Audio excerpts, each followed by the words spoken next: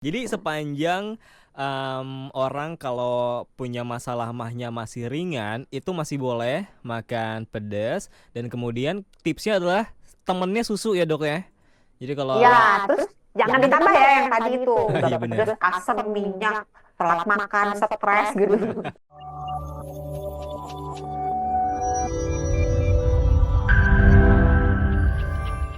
Makan pedesnya nih sahabat Nora, benarkah kalau makan pedas itu bisa menimbulkan memicu penyakit mah? Tadi kata dokter Santi bisa kalau yang udah punya atau penderita ya mah atau penderita GERD dan lain-lain. Tapi kalau udah punya mah kronis nih dok nih, sebenarnya masih boleh nggak sih makan pedas walaupun dalam jumlah yang terbatas atau sedikit? Ntar kalau saya ngomong tergantung marah lagi. Tergantung, Tergantung apa lagi nih coba. tergantung. Jadi misalnya hmm, mahnya, sakit mahnya apapun itu ya, entah tukaknya, entah sakit eh, radang lambungnya atau GERD-nya, itu dalam tahap yang ringan banget. Itu bisa. Oke. Kedua, orangnya tolerir apa bisa mentoleransi, bisa mengatasi gejala-gejala yang ditimbulkan oleh makan pedas. Jadi dia makan pedas, ya rasanya nggak mual, nggak perih, nggak kembung, nggak enek gitu kan, biasa aja gitu. Ya udah, berarti sampai kadar pedas yang segitu dia masih aman gitu. Terus yang kedua, jangan ditambah-tambah dengan faktor lainnya yang memperberat gejala mahnya itu. Misalnya, Misalnya. mah itu kan kumatnya tambah parahnya itu kalau misalnya makan pedas, makan asam, makan yang berminyak, telat makan, stres gitu kan. Nah ya kalau mau makan pedas, yang lain-lainnya jangan. Jadi kalau Oke. makan pedas ya udah pedas aja, jangan udah pedas, asam, berminyak gitu kan. Terus minumnya soda gitu. Terus makannya itu pas lagi telat makan, lagi stres gitu Ah ya. udah. Semuanya numpuk jadi satu. Jadi jangan di berbagai faktor itu jangan digabung jadi satu. Kasihan apa perutnya nanti gitu kan. Terus kalau bisa, kalau pas lagi makan pedas nih, ah, tambahkan susu karena di Oh, dalam susu itu ada kasein. Ini tips ini juga berlaku untuk sahabat Sonora yang nggak punya keluhan apa-apa, oke. tapi kepedesan. Mm-mm. Kan sering nih ya kita Benar. makan, diajak makan, nggak nyangka, ih gila pedes banget gitu. Terus biasanya kan spontan ngambil minum, terus minum yang banyak gitu kan. Atau nggak air dingin? Ya kalau nggak air dingin gitu kan. Sebenarnya kalau minum air malah tambah parah. Yang ada malah kembung ya. Pedesnya tambah parah.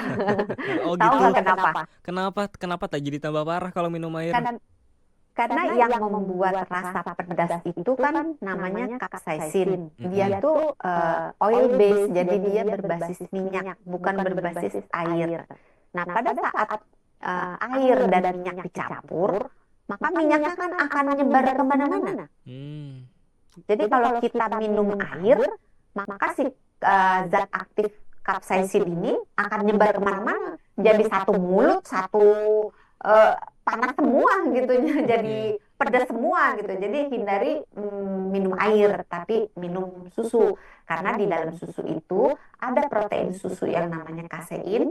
Dia akan mengikat si capsaicin ini sehingga di capsaicin ini nggak bisa nempel di reseptor yang ada di sepanjang rongga mulut, eh, pipa saluran makan menuju lambung, sampai ke lambung, sampai ke usus.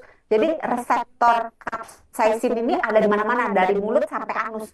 Semua bagian ada. Makanya kalau kita makan pedas, yang berasa panas itu nggak cuma mulut, tapi juga apa kerongkongan, Heeh. tapi juga perut kan kalau kita habis makan pedas, apalagi pedas banget, perutnya rasa panas gitu kan. Iya benar. Nah, kadang-kadang, mohon maaf, kalau pup di sekitar anusnya juga rasa panas gitu kan. Iya benar Nah, benar. itu karena ada capsaicinnya itu menempel pada reseptor dari atas sampai ke bawah gitu. Oh, Jadi pantas kalau saya buang air besar ya dok, habis ya, makan sambal atau makan pedas, habis kotorannya keluar, itu masih berasa ya efek panasnya di, mohon maaf, iya, sekitaran anus ya. Karena itu salah satu reseptor juga ya dok ya. iya, iya. Jadi Oke. ada pokoknya sepanjang perjalanan dari atas sampai keluar di bawah itu semuanya ada sektor si capsaicin ini yang Oke. bikin aduh gitu. Oke. Jadi sepanjang orang kalau punya masalah mahnya masih ringan, itu masih boleh makan pedas, dan kemudian tipsnya adalah temennya susu ya dok ya. Jadi Iya, kalau terus jangan ditambah ya yang tadi itu udah iya pedes, benar. asam, minyak, telat makan, stres gitu. Dok, ada nggak sih tanda-tandanya kalau tubuh kita tuh sebenarnya nggak cocok dengan makanan-makanan pedas? Biasanya langsung timbul reaksi di mulut sih, langsung merasa kayak terbakar, Hmm. terus Oke. keluar berbagai jenis cairan, mulai dari air mata. Oh, air di Depan hidung. kan kita kayak nangis gitu kan, Iya. ingus gitu. Kadang-kadang sampai maaf ngiler gitu. Oke. Ya kan kalau kita udah pedes banget sampai air liur tuh kayak netes-netes tanpa kita sadari gitu. Jadi biasanya kalau kayak gitu itu menunjukkan entah terlalu pedas atau memang nggak bisa makan pedas. Tapi itu bukannya respon spontan kita dok kalau makan pedas, contohnya kayak gitu. Iya, itu respon spontan kita. Tapi itu juga sekaligus menunjukkan bahwa kita nggak tahan nih makannya kayak Hmm. gitu. Ya, jadi entah level pedesnya yang diturunkan atau yang jangan makan pedas.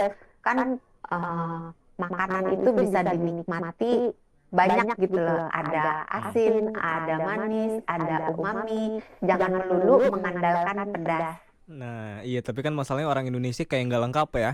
Kalau makan nggak pakai sambal tuh, apalagi kalau makan ayam atau ikan, Ya. kan ya. Atau Oh, makan lalapan. buat buat yang punya sakit mah, Mm-mm. kalau pengen coba-coba makan sambal, hindari sambal yang mentah. Kalau bisa sambelnya dikukus dulu Nah, atau ini, ya oke, ini yang mau saya tanyakan dok. Lebih aman, ada nggak sih yang lebih aman kayak cabai, misalkan cabai segar, bubuk cabai, atau sambal olahan, sambal mentah? Ada nggak yang paling aman? sebenarnya tergantung juga yang Oke, oke. tergantung kadar pedesnya yang mana gitu. Kayak bubuk cabai aja kan macam-macam range-nya kan. Ada yang pedas, pedas banget, pedas neraka gitu kan istilahnya tuh macam-macam gitu. Ya tergantung juga jumlahnya gitu. Intinya harus coba sih seberapa kita tahan dan sambil diamati reaksinya dan ya menurut saya loh ini pribadi ya, Mm-mm. makan pedas itu menutupi cita rasa yang sesungguhnya pada makanan itu. Ini kalau menurut saya ya. Oke. Coba dikoreksi kalau yang ahli kuliner gitu, yang Waduh. gastronom yang hebat-hebat itu, coba tolong dikoreksi. Siapa tahu saya salah karena ini kan bukan keilmuan saya. Karena Iya. kalau kita makan pedas kan yang dominan dirasa itu pedasnya kan. Iya, benar benar. Tapi asinnya, mungkin gurihnya, mungkin dagingnya yang rasa kenyal-kenyal atau juicy-nya itu jadi ketutupan sama pedesnya. Kalau ini menurut saya pribadi gitu. Hmm. Jadi ya jangan terlalu berlebihan lah, Oke. kasihan perutnya. Tapi tadi kata dokter yang sebelumnya, kalau untuk yang penderita mah itu lebih mending mana tadi, cabai yang di Kukus kukus. Oke. atau direbus. Soalnya Kenapa kalau dok? ditumis Mm-mm. kan dia berminyak kan. Hmm. Nah, minyak sendiri nggak cuman minyak yang dari cabenya, tapi segala sesuatu makanan yang berminyak, juga gorengan, juga santan, itu menimbulkan gejala-gejala yang dirasakan itu jadi tambah parah. Jadi perutnya tambah nggak enak, begah, tambah kembung, pokoknya jadi lebih nggak enak gitu. Jadi hindari yang Oke. berminyak. Jadi lebih mending dikukus atau direbus. Itu dia Iya. salah satu tipsnya juga buat yang pengen makan pedas tapi punya masalah di imahnya ya.